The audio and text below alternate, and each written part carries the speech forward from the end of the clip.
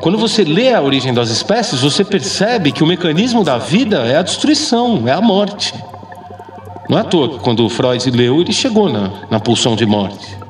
É a morte que está moldando as formas. É a destruição que está fazendo com que a vida seja perpetuada. A gente não gosta de ouvir isso, a gente gosta do mundo luminoso e radiante, de que o ser vivo, né, ele se afirma e ele tem uma capacidade inesgotável quando ele se torna um ser racional, porque aí você calcula soluções, etc. Né? Parece que não vem dando muito certo.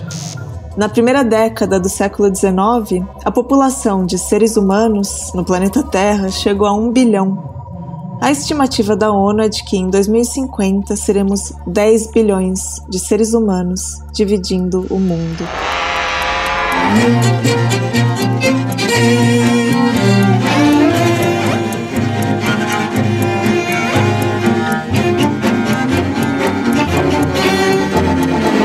Você está ouvindo 20 Mil Léguas, podcast de ciências e livros. Hoje você vai ouvir sobre o começo de um mundo novo, do mundo superpopuloso, urbano e industrial. E você vai ouvir sobre o fim do mundo.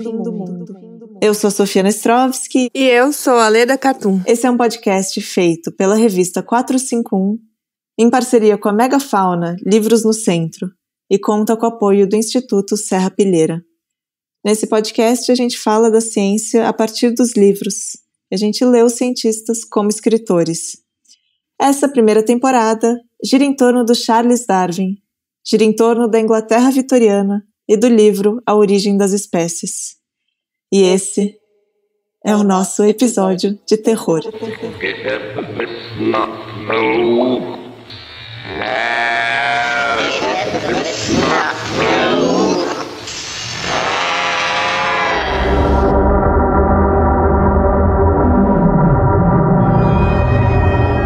Nunca antes, na história do mundo, uma massa tão grande de seres humanos tinha se movido e sofrido em conjunto.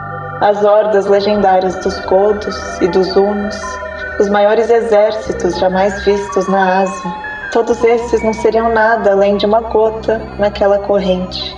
E não era uma marcha disciplinada, era uma debandada gigantesca e terrível, caminhando sem ordem e sem rumo, 6 milhões de pessoas desarmadas e sem provisões, caminhando impetuosamente. Era o começo da derrota da civilização, do massacre da humanidade.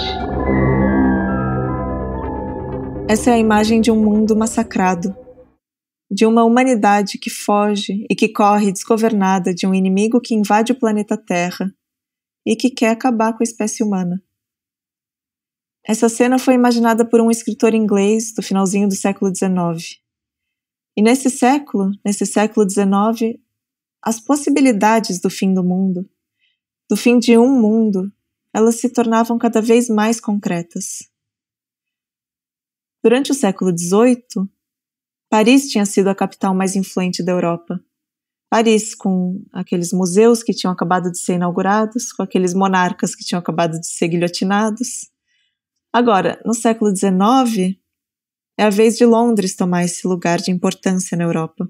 É que nesse momento, na Inglaterra, acontece uma mudança muito grande nos modos de vida.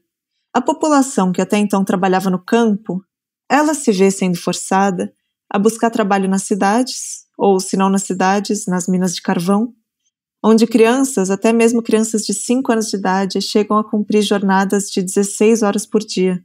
Se é que dá para chamar de dia essa jornada quando elas passavam esse tempo todo embaixo da terra, sem ver o sol. A economia inglesa passa a depender cada vez mais de trabalhadores como essas crianças. Ela se torna uma economia das manufaturas e do comércio, quando ela tinha sido principalmente uma economia rural. E o país, nesse momento, se vê atravessado por trens a vapor. E os portos estão apinhados de navios. Através do abismo do espaço, mentes que estão para as nossas, como as nossas mentes estão para as feras que são caçadas, intelectos vastos e frios e insensíveis olhavam para essa terra com olhos invejosos e lenta e seguramente armavam seus planos contra nós. A Inglaterra foi o primeiro país europeu a se industrializar. Nesse sentido, ela ganhou essa corrida. Já no comecinho do século XIX, a Inglaterra foi se espalhando pelo mundo com suas exportações de algodão, de outros bens manufaturados. E ela foi conquistando os mercados internacionais, inclusive nas colônias que estavam em vias de conquistar a própria independência, como é o caso do Brasil, por exemplo. E a Inglaterra tinha a maior frota de navios mercantis do mundo. E alguns desses navios, como a gente sabe, levavam quase que por acaso naturalistas recém-formados na faculdade, que ainda não sabiam muito bem o que fazer da própria vida. Então, em 1831, quando Darwin embarcou no Beagle, a população de Londres era de 1.900.000 habitantes. No fim desse mesmo século, a população passava dos 6 milhões. Ela triplicou, ela mais do que triplicou. E mesmo os homens que foram beneficiados com essas mudanças, mesmo os poucos que deram um jeito de enriquecer com essa revolução, como foi, por exemplo, o caso da família materna do Darwin, os Wedgwood, mesmo esses homens de sorte reclamavam de uma sensação recorrente de ansiedade. Agora, isso é algo novo no mundo. Essa sensação de que algo tinha se perdido, de que era impossível acompanhar a velocidade das mudanças sem se sentir deslocado, sem sentir que você ficou solto, que você ficou perdido, sem um lugar no mundo. Porque pensa que cerca de 100 anos antes disso, a gente tem relatos de ingleses que vão morar na cidade grande e que dizem sentir falta da vida no campo, porque na cidade tem silêncio demais. A cidade tem silêncio demais. Porque só de vez em quando você escuta um cavalo trotando nos paralelepípedos, mas fora isso, cadê aquele som de passarinho cantando? Aqueles insetos todos, aquelas vozes de pessoas conhecidas? Que silêncio mórbido é esse da cidade? Então imagina essa mudança, imagina que o século XIX criou um outro mundo e que os efeitos concretos dessa criação estavam ali muito visíveis para os ingleses. Tinha a poluição cobrindo o céu de Londres, tinha a pobreza extrema a que uma enorme parte da população foi submetida. Uma boa parcela dos mais pobres em Londres recorria aos próprios meios para se manter, já que não tinha como contar com o apoio do Estado. Porque essa foi uma época que teve muitas revoltas populares, com trabalhadores em protesto quebrando as máquinas das manufaturas, e ao mesmo tempo foi uma época em que as pessoas iam se juntando em pequenos grupos, em pequenas comunidades urbanas, por afinidades em comum, ou até, por exemplo, para plantar hortas nos seus conjuntos de apartamento, naqueles apartamentos abarrotados onde elas viviam, para poder plantar e comer ali mesmo. Isso tudo pode parecer estranhamente atual. Pensa que ainda, já mais para o final do século XIX, a classe rica londrina podia escolher se sairia para jantar num restaurante chinês, ou num restaurante italiano, ou indiano, ou francês. Não faltava esse tipo de opção cosmopolita em Londres para quem pudesse pagar. E uma curiosidade, os garçons desses restaurantes da moda, os mais chiques, eram quase sempre alemães, o que mudou lá para o século XX por causa das grandes guerras. Bom, voltando para o século XIX criou esse outro mundo, esse mundo em aceleração. Lembra que o Beagle levava 22 cronômetros a bordo, quando passou aqueles quase 5 anos dando a volta ao mundo, levando Charles Darwin para conhecer tantos lugares? Por que isso? Por que esses 22 cronômetros? Por que era tão importante ter esses cronômetros dentro de um navio? Durante muitos séculos, era muito difícil para os navegantes se localizarem, porque não tinha como determinar a hora exata em alto mar. E sem a hora exata, você não tem como calcular a longitude. E tentaram de tudo para chegar em alguma maneira de marcar a hora precisa fora da terra firme. Teve até sistemas baseados em pozinhos mágicos, combinados com ganidos de cachorros feridos. Isso é uma outra história que a gente não vai abrir aqui. Se você quiser saber mais, assine a nossa newsletter no site da revista 451. Mas, bom, foi só no século XIX que aconteceu uma coisa que a gente talvez nunca tenha parado para pensar que foi uma coisa que precisou acontecer na história do mundo. Foi uma coisa que, de um momento para o outro, mudou. Quando conseguiram inventar um relógio que funcionasse no mar, que não dependesse de pêndulo para marcar a hora, uma coisa grande mudou, uma coisa grande aconteceu. Que agora era possível navegar sem impedimentos e criar rotas de transporte rápidas e seguras. E a partir daí, com esses cálculos que dava para fazer, chegando de um porto a outro, atravessando o Atlântico, cruzando oceanos, fazendo os cálculos de horário preciso num lugar e depois no outro, a partir daí, o tempo do mundo foi padronizado. Porque até então, cada lugar tinha um tempo, tinha um horário mais ou menos próprio. Você podia olhar para o sol, bem no alto do céu, e deduzir que ali então era meio-dia. Então, o que isso provocava? Bom, acontecia que cidades vizinhas, num mesmo país, podiam ter horários diferentes, podiam variar em 5, em 10 minutos. Então, imagina você estar em São Paulo, e ao meio-dia você quer ligar para alguém em Santos, e você percebe que para aquela pessoa em Santos, o horário, na verdade, é 12:06. Antes do século XIX, o que você tem é basicamente isso. Então, com a invenção do cronômetro, desse cronômetro que funciona em alto mar, o tempo foi globalizado.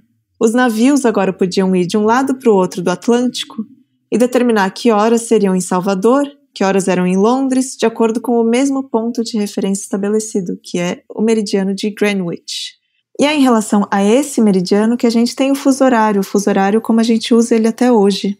Pela primeira vez na história, o mundo todo estava trabalhando com um só horário. Teve início aí o tempo global. A Revolução Industrial mudou o tempo do mundo. Isso só se fez necessário porque era um momento em que existia interesse de mercado para isso. Existia o interesse de expandir o mercado inglês para o resto do mundo. Então, o mundo todo foi ficando mais apressado. Em Londres, os relógios estavam por toda parte. Já não se media mais as horas pelo sol, e sim pelos ponteiros. Sempre pelos ponteiros. O Charles Dickens, o escritor, ele disse que o tempo se tornou ferroviário. Era como se o próprio sol tivesse desistido. E a Virginia Woolf, uma outra escritora, também inglesa desse final do século XIX e começo do XX, ela escreveu que a vida das mulheres, nessa época, não passava de uma sucessão de trabalhos de parto. A mulher se casa aos 19 e aos 30 já teve 15 ou 18 bebês, porque os gêmeos são abundantes. E foi assim que o Império Britânico se fez. A gente vai pensar agora um desequilíbrio entre a necessidade do ser vivo e o que existe para ele se sustentar. Você acabou de ouvir a voz do Pedro Paulo Pimenta, de novo, porque ele já foi o nosso entrevistado dos episódios 3 e 4. O Pedro, para você lembrar, ele é tradutor de A Origem das Espécies, que saiu pela editora Ubu. E ele também é autor de um livro recente sobre o Darwin, que se chama Darwin e a Seleção Natural e que saiu pelas edições 70. O Pedro é também professor da USP no Departamento de Filosofia. E é um dos maiores divulgadores do pensamento do Darwin dentro das humanidades aqui no Brasil hoje em dia. E quando o Pedro Paulo Pimenta fala desse desequilíbrio entre a necessidade do ser vivo e o que ele precisa para se sustentar, ele está se referindo principalmente ao pensamento de um clérigo daquela época. Um clérigo que olhava para a população que vinha para a paróquia dele e que não via nenhum motivo para otimismo. O nome desse clérigo era Thomas Malthus. E ele trabalhava numa paróquia bem pequena, presidindo batismos e casamentos e funerais. E ele foi percebendo, à medida que o tempo ia passando, que o número de registros que ele fazia dos nascimentos era muito maior do que o número de mortes, dos registros que ele fazia de mortes. E ele percebeu também que essas crianças que vinham ao mundo eram quase que inevitavelmente pobres. Elas eram, na verdade, miseráveis, a maioria. E elas não paravam de nascer mais e mais crianças sem parar. O Thomas Malthus tinha a sensação de que não adiantava tentar ajudar essas pessoas a saírem da pobreza. Porque toda vez que a condição delas melhorava um pouco, elas logo tinham mais filhos. Pelo menos era assim que ele via. O Malthus olhou para o crescimento da população na Inglaterra, os bebês nascendo aos montes 15, 18 de uma vez, e olhando para esse crescimento, o Malthus previu o fim do mundo. O fim do nosso mundo. Ou, na verdade, corrigindo, o fim do mundo dele. O Malthus olhou em volta, olhou para a Inglaterra e intuiu que a população, e principalmente a população pobre, ia crescer numa velocidade muito maior do que a capacidade que o país tinha de sustentar essa população. Daí ele deu uma roupagem mais matemática para a coisa. Basicamente, era como se a população crescesse em progressão geométrica e a produção de alimentos crescesse em progressão aritmética, mesmo com todos os esforços e com toda a tecnologia desse novo século, o século XIX. Então, a comida ia crescer por soma. Vai de 2 para 3, de 3 para 4, de 4 para 5, de 5 para 6, etc, etc, etc. Enquanto que a população cresce se multiplicando e não somando. Então, vai de 2 para 4, para 8, e aí para 16, para 32, para 64, para 128. Então, os números de um vão se distanciando cada vez mais dos números de outro. E a conclusão que ele chega, a partir disso, é que, em pouco tempo, não ia ter como sustentar todo mundo. Com esses números, o Malthus estava criando uma cortina de fumaça. Porque, na verdade, se você colocar no papel mesmo, pelas estimativas do próprio Malthus, a população da Inglaterra, já no final do século XIX, ela teria que estar na casa das centenas de milhões. A matemática, para o Malthus, ela servia principalmente de figura retórica, para ele insistir na questão que era a questão mais importante para ele. A população crescia num ritmo tão acelerado que nenhum país conseguiria dar conta de manter todos bem alimentados. Então, o Malthus vai concluir a partir disso: o que existe é uma disputa pela sobrevivência. E foi essa previsão que ele fez no ensaio dele chamado Ensaio sobre o Princípio da População, e que foi publicado pela primeira vez em 1798, quando Malthus tinha 32 anos. E o livro virou um lugar comum da intelectualidade inglesa, muito rapidamente. Todo mundo leu o Malthus. Todo mundo tinha uma opinião sobre o Malthus. O pensamento dele estava em todo lugar. Em todo lugar mesmo, nos círculos de conversa, nos jantares. E tinha muita gente que apoiava as ideias dele, mas também tinha bastante gente que contestava tudo aquilo. Por exemplo, os poetas românticos, que leram e que contestaram muito a teoria do Malthus. Para saber mais sobre isso, você pode escutar o nosso microepisódio sobre os poetas ingleses. De qualquer forma, independente da posição das pessoas, se elas eram contra ou se elas eram a favor, esse medo estava em todo lugar. Como é que a gente vai dar conta de continuar vivo? A matemática do Malthus não fecha.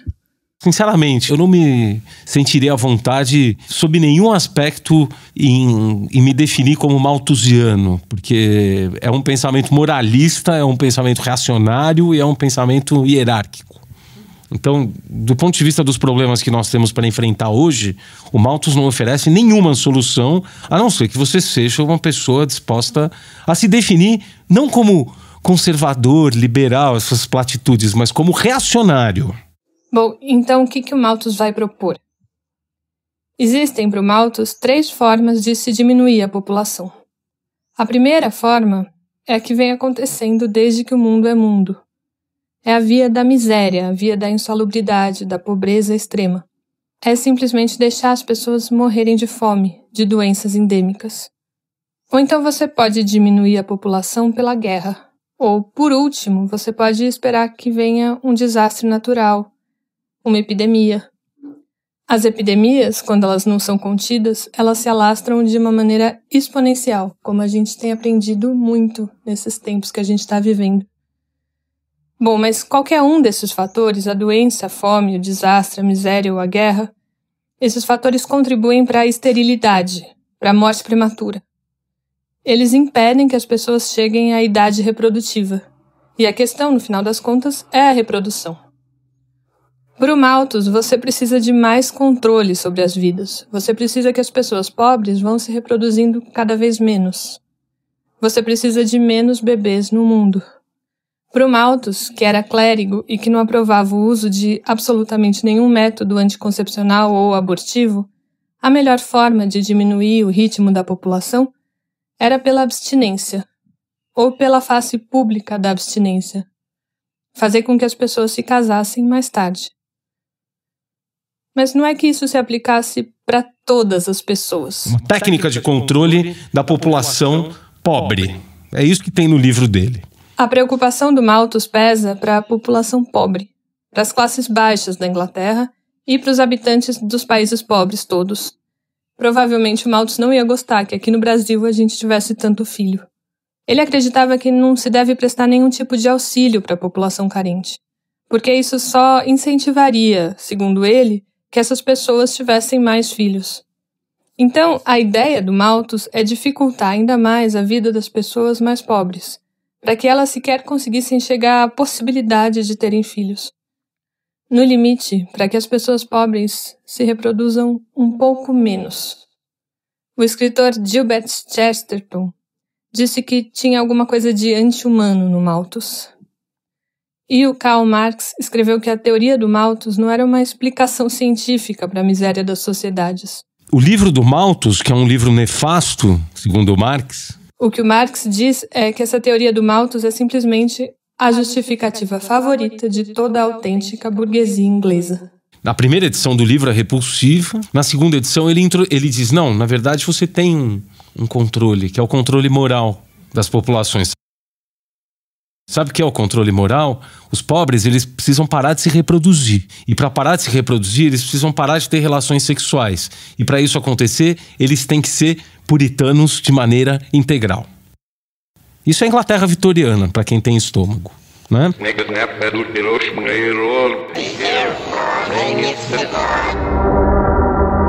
E olhando através do espaço, com instrumentos e inteligências com que nós mal podemos sonhar, eles veem, a uma distância de apenas 56 milhões de quilômetros, uma esperançosa estrela da manhã, o nosso planeta quente, verde de vegetação e cinza de água, com uma atmosfera nublada, cheio de fertilidade. Eles vislumbravam, através das brechas nas nuvens flutuantes, pedaços de países povoados e mares coalhados de navios. E nós, homens, as criaturas que habitam essa terra, devemos ser para eles tão distantes e inferiores como são os macacos e os lêmures para nós. Era inserido nessa Inglaterra vitoriana, a Inglaterra da Rainha Vitória, que o Darwin olhava para a natureza. E quando Darwin olhava para a natureza, ele não se sentia em paz. Ele tingiu de medo o mundo natural. O Darwin via os passarinhos cantando no pomar, as borboletas voando, e pensava em destruição. Contemplamos a face de uma natureza radiante de felicidade. Por toda parte vemos alimento em abundância, mas o que não vemos, ou se vemos, esquecemos, é que os pássaros que piam felizes ao nosso redor vivem de insetos e de vermes, e a todo instante estão destruindo a vida. Esquecemo-nos da destruição sofrida por esses cantores, por seus ovos, por seus ninhos, vítimas de aves de rapina e de outros predadores. E nem sempre nos lembramos de que o alimento, hoje superabundante, torna-se escasso em outras estações do ano. O Darwin demorou para pegar o livro do Malthus para ler, mesmo que ele fosse muito comentado em todos os círculos que ele frequentava. Mas foi quando ele enfim abriu o ensaio sobre o princípio da população que o Darwin associou esse medo da superpopulação humana e a consequente luta pela sobrevivência de que o Malthus fala. Foi só aí que ele associou isso com a superabundância que ele observava na natureza. Em 1938 a gente sabe que ele leu o trabalho do Malthus. E o Darwin, na mesma hora, pensou nisso. Falou, uau, peraí, os indivíduos não são iguais. Aí ele observou um outro fato. Animais e plantas geram muito mais sementes, entre aspas, do que o número de indivíduos que prospera e reproduz, que chega na idade adulta ou reprodutiva. Então ele fez alguns cálculos e ele viu que se todas as sementes de uma determinada árvore prosperassem, imagina o que seria o mundo, não teria espaço para nada, E a mesma coisa para os animais, que eles são pródigos em produzir gametas, mas que nem todos chegam à idade reprodutiva, que é o que funciona para a evolução. Você ouviu agora a Isabel Landim, que foi a nossa entrevistada também no episódio passado. Ela é bióloga, professora doutora do Museu de Zoologia da USP e coordenadora do Núcleo de Pesquisa em Ensino, Divulgação e Epistemologia da Evolução Biológica. Aqui, a Isabel Landim acabou de comentar essa percepção que o Darwin teve logo depois de ter lido Malthus. Porque o que o Darwin talvez não soubesse até finalmente abrir esse livro do Malthus era que o Malthus não mencionava só as populações humanas. Logo no começo do livro, o Malthus fala de sementes de erva doce. Ele propõe a seguinte hipótese. Imagine que toda a vida no planeta Terra acabou, que absolutamente toda a vida foi dizimada, sumiu, e que o que sobrou foram só ervas doces e cidadãos ingleses. Então, essas ervas doces solitárias foram se multiplicando, com as centenas de frutos minúsculos que elas produzem a cada vez. E os ingleses, mesmo considerando o ritmo lento de reprodução dos humanos, vão fazendo o mesmo, vão tendo mais e mais e mais filhos. Então, em pouco tempo, a Terra estaria totalmente lotada de ervas doces e de ingleses por todos os lados, já que ela não ofereceria nenhum tipo de impedimento para a multiplicação da vida dessas espécies. A gente teria ervas doces, ingleses e mais nada. Bom, esse planeta feito só de ervas doces, só de ingleses, é uma fantasia, obviamente, foi desenhada para ilustrar uma teoria. O mundo está cheio de ervas doces, mas também de erva cidreira, erva lombrigueira, erva pinheira, chimpanzés, elefantes, musgos, alecrins. E existe um equilíbrio que é dinâmico, que ele se movimenta entre essas populações. O Malthus, depois dessa hipótese, ele então se concentra naquilo que mais interessa para ele, que é o crescimento desenfreado dos ingleses, né, da população humana. Mas o livro foi escrito num tempo em que os livros eram multifacetados, então tem muitos aspectos ali. O interesse do Darwin, quando ele leu Malthus, era tanto nas ervas doces quanto nos seres humanos. O Darwin concluiu que existe uma luta constante pela sobrevivência entre todas as espécies. Que luta não deve ter sido travada entre numerosas espécies de árvores ao longo dos séculos, cada uma delas dispersando milhares de sementes. Que guerra não deve ter sido deflagrada entre um inseto e inseto, e entre eles, lesmas e outros animais, entre aves de rapina e feras predadoras, cada um deles lutando para se multiplicar, alimentando-se umas das outras. Darwin conhecia esse cenário de cidade superpopulosa, que era Londres, e ele conhecia essa vida superabundante das florestas tropicais, como ele conheceu no Brasil, por exemplo. E o Malthus parecia caber perfeitamente para esses ambientes, que são ambientes muito povoados. Agora, talvez se o Darwin tivesse conhecido as estepes russas, por exemplo, ou o deserto do Saara, em vez de ter conhecido a Mata Atlântica do Rio de Janeiro, talvez a história da ciência tivesse sido outra. Porque foi olhando para esse tipo de vegetação, esse tipo de abundância, que o Darwin escreveu trechos como esse daqui. Que carnificina incessante existe na imagem maravilhosamente calma das florestas tropicais. Coloque-se num ponto de observação elevado e veja a paz e a vivacidade, quando deve haver umas 2 ou 3 mil onças pintadas na América do Sul.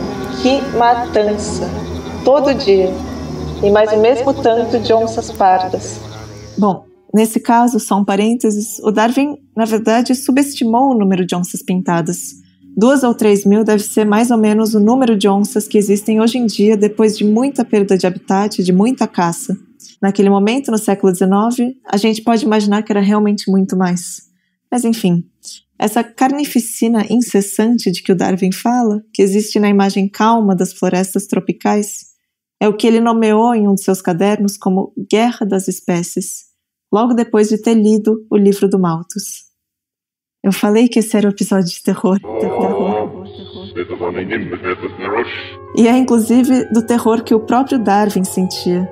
O terror que ele imprimiu sobre o mundo natural. Essa guerra das espécies, como ele nomeou, tem a ver com o equilíbrio que se mantém entre as populações. Por exemplo, na época em que o Darwin estava vivo, na época em que ele estava pesquisando e escrevendo, e bem perto dele, na verdade, numa floresta que existia nos arredores de Manchester, existia uma espécie de mariposa chamada Biston betularia, que tinha asas brancas com algumas manchas mais escuras. E essa composição ajudava ela na hora de se camuflar contra os troncos das árvores. Mas chegou um momento em que a fumaça das fábricas de Manchester, daquele momento específico da Revolução Industrial, essa fumaça começou a manchar os troncos das árvores com fuligem.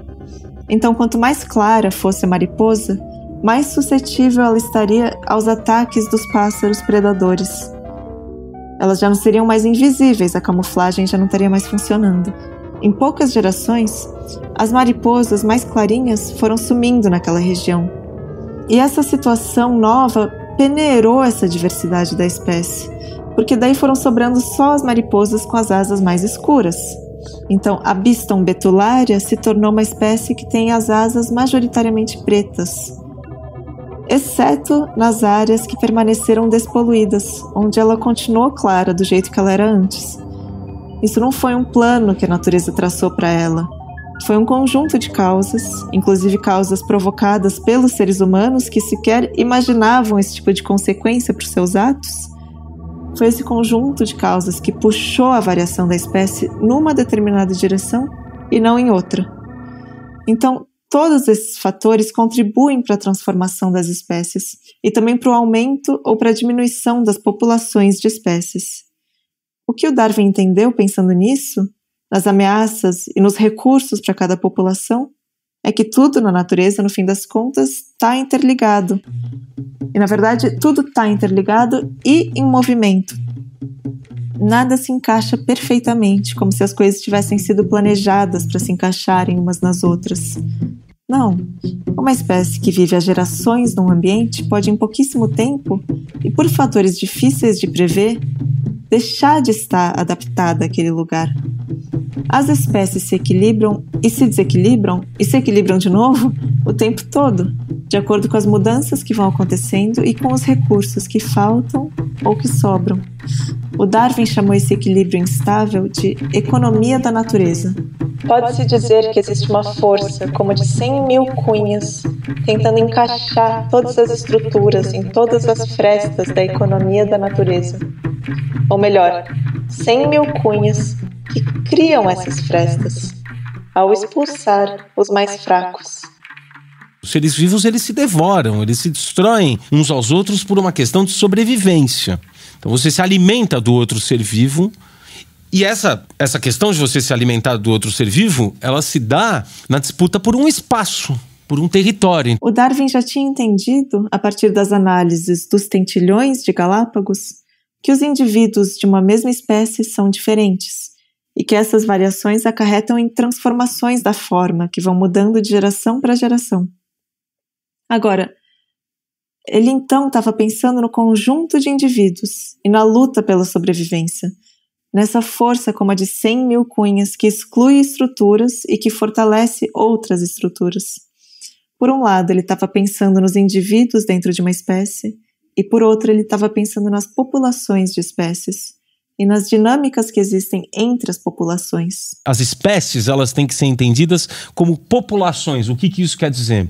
Que os indivíduos, eles interagem em grupos, grupos contra grupos, e todos esses grupos em relação a um meio, que é um meio geográfico. Porque quando você vai estudar a natureza in loco, você se dá conta, você percebe que a relação do ser vivo com o meio, ela não é estática. Ler Thomas Malthus foi o que fez com que o Darwin pensasse mais seriamente nessas populações. Porque o Malthus foi um dos primeiros a propor um pensamento sobre a população, a trazer a questão da população para o centro do debate. Inclusive, quando o mundo inteiro tem que parar o que estava fazendo para tentar lidar com uma pandemia, a questão que surge, ela é populacional. Porque entender como uma pandemia se alastra tem a ver com entender como as populações se comportam.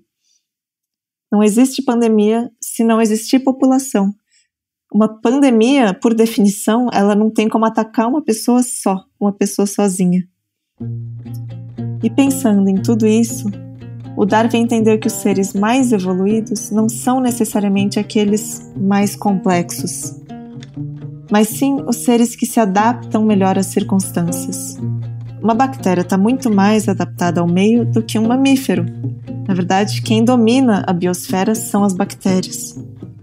O que vai me tornar apto à sobrevivência não é a minha complexidade, é a capacidade que eu tenho de responder às circunstâncias. Então, quando a gente fica nessa reflexão lamuriosa sobre o fim do mundo, na segunda década do século XXI, a gente se esquece, uma das virtudes de Leo Darwin é isso, que ele mostra que, na origem das espécies ele faz isso, ele mostra que o mais bem adaptado não é o mais complexo. Embora tenda a haver uma correlação entre essas duas coisas, você não pode transformar numa lei. Então pode ser que o mundo esteja acabando para nós, porque nós não estamos preparados para lidar com o mundo tal como ele está se tornando.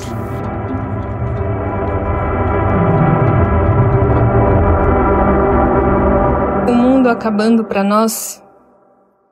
isso não é um medo exclusivo nosso, um medo exclusivo do século XXI.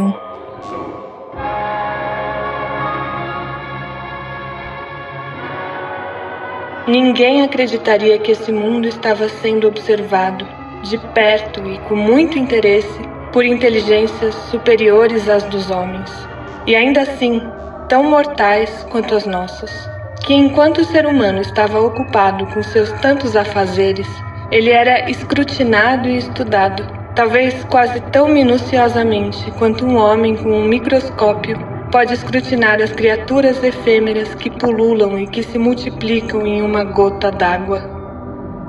Numa satisfação infinita consigo mesmas, as pessoas iam e vinham nesse globo, com seus pequenos negócios, tranquilas na certeza do seu domínio da matéria.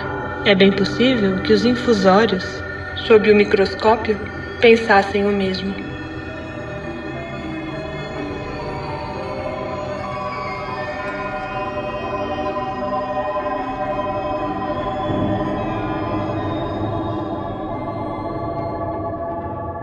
No período vitoriano, quando você olha para os documentos que eles deixaram para a gente, existem poucas coisas que são tão marcantes quanto o medo.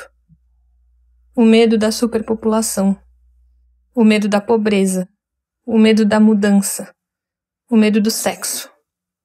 E o medo de outras culturas, que eles iam descobrindo à medida que eles avançavam pelo mundo nas conquistas imperiais deles. O medo da guerra, de todos contra todos. Uma luta pela sobrevivência. E também o medo da própria extinção da espécie humana. Isso era algo completamente novo, a possibilidade do fim do mundo a partir da extinção da nossa espécie. Até então não é que os temores de fim de mundo não existissem, existiam muito. O anúncio do fim do mundo sempre existiu e não é uma exclusividade do século XIX. Inclusive, o anúncio de um fim do mundo para muito breve. Mas isso, na história da Europa, tinha a ver com a chegada ou com o retorno de um Messias em algum fim que já estava pré-determinado há muito tempo. Mas o fim do mundo do século XIX era outro, era bem diferente desse. Fazia pouco tempo que o francês Georges Cuvier tinha descoberto que as espécies não duram para sempre. A gente falou disso faz alguns episódios. Que no planeta houve espécies que hoje não existem mais e que a gente pode encontrar os fósseis dessas espécies. Aí, em seguida, o Charles Lyell mostrou que o próprio planeta também está sempre em transformação e que isso continua acontecendo até hoje, não é uma coisa do passado. Ou seja, não é que num passado remoto houve grandes mudanças disruptivas, houve grandes cataclismas com os quais a gente não tem mais nada a ver, não tem que se preocupar. Não, a Terra continua se transformando. E por isso, nada impede, se a gente seguir nessa linha de pensamento, nada impede que ela sofra mudanças que nos afetem diretamente, que afetem diretamente as nossas vidas, a nossa espécie como um todo. Nada garante que a nossa espécie vai se perpetuar para sempre. O próprio Lyell escreveu assim: entre as vicissitudes da superfície da Terra, as espécies não podem ser imortais, mas devem perecer, uma depois da outra, bem como os indivíduos que compõem essas espécies. Não existe a possibilidade de escapar dessa conclusão. Com o Darwin, e com tudo que as teorias do Darwin traziam de novo, os seres humanos começavam a se dar conta, na verdade, de que eles eram uma espécie como qualquer outra. E quando Darwin percebia que a lei de Malthus, que falava sobre os humanos, podia ser também transposta para a natureza, isso tinha a ver também com o fato de que, na verdade, tudo é parte de um mesmo mundo e tudo está sujeito às mesmas leis. Um mesmo mundo onde podem faltar recursos, onde espécies podem desaparecer do mapa, às vezes sem deixar nenhum rastro, ou deixando no máximo uns poucos fósseis que talvez sejam encontrados depois de muitos milhares de anos. E, além disso, como se isso não fosse o bastante, é um mundo que está em guerra, em luta permanente de espécie contra espécie, de indivíduo contra indivíduo, e do meio contra todos.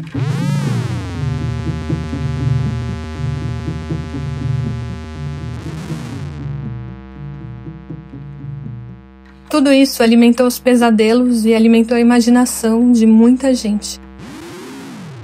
O medo da espécie humana ser extinta do planeta. Ou o medo da nossa espécie superpovoar o planeta a ponto de explodir uma guerra por recursos. A palavra superpopulação, ela foi cunhada pelo próprio Malthus, e ela foi penetrando muito rapidamente e de maneira muito generalizada a cultura e o pensamento da Inglaterra vitoriana. Teve até um escritor, no finalzinho do século XIX, que chegou a imaginar que se você julgar pelo número de pessoas que estão vivas hoje, o mundo acabaria, inclusive, com uma superpopulação de fantasmas.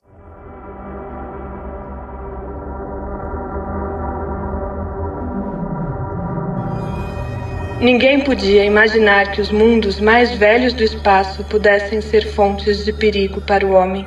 Ou, se alguém pensou nesses mundos, foi só para descartar a ideia de que pudesse haver vida ali, para entender que isso era impossível ou improvável. É curioso lembrar desses hábitos mentais daqueles dias passados. No máximo, os homens concebiam a possibilidade de haver outros homens em Marte, talvez inferiores a eles, prontos para serem dominados por nós. Apesar disso, no abismo do espaço, mentes que estão para as nossas, como as nossas mentes estão para as feras que são caçadas. Intelectos vastos e frios e insensíveis olhavam para essa terra com olhos invejosos e lenta e seguramente armavam os seus planos contra nós. Na noite passada, mais ou menos às 7 horas, os marcianos saíram do cilindro.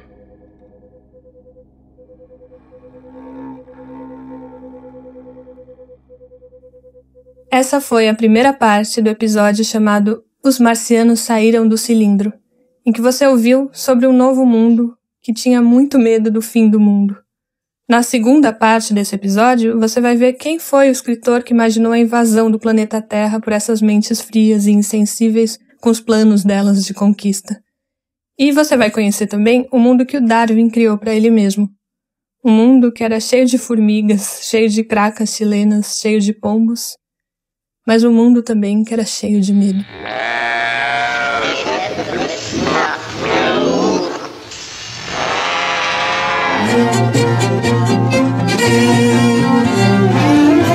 Essa é uma produção da Associação 451, em parceria com a Livraria Megafauna, e conta com o apoio do Serra Pilheira, Instituto de Fomento à Ciência e Divulgação Científica no Brasil. A criação do podcast e a edição dos roteiros são da Fernanda Diamante. Os roteiros, a pesquisa e a apresentação são nossas, Leda Carton e Sofia Nestrovski. A trilha original e a execução da trilha são do Fred Ferreira. Na segunda metade desse episódio, que sai na segunda-feira que vem, você vai entender que trilha é essa que o Fred criou especialmente para esse episódio e de onde que ela vem. E vai entender também de onde são esses trechos que a gente leu ao longo do episódio. A edição e finalização de som são do Nicolas Rabinovich, mas esse episódio, como todos os outros, foi gravado em casa, respeitando o distanciamento social durante a pandemia do novo coronavírus. A produção executiva é da Mariana Shiraiwa, o projeto gráfico e as ilustrações são da Débora Salles, a revisão técnica dos roteiros é do Reinaldo José Lopes e a edição das newsletters é do Gabriel Joppert. Você pode assinar essas newsletters no site da revista 451 e receber toda segunda-feira no seu e-mail material extra, curiosidades, sugestões de leitura e de pesquisa referentes a cada um dos episódios. A gente agradece mais uma vez a Marina Cartum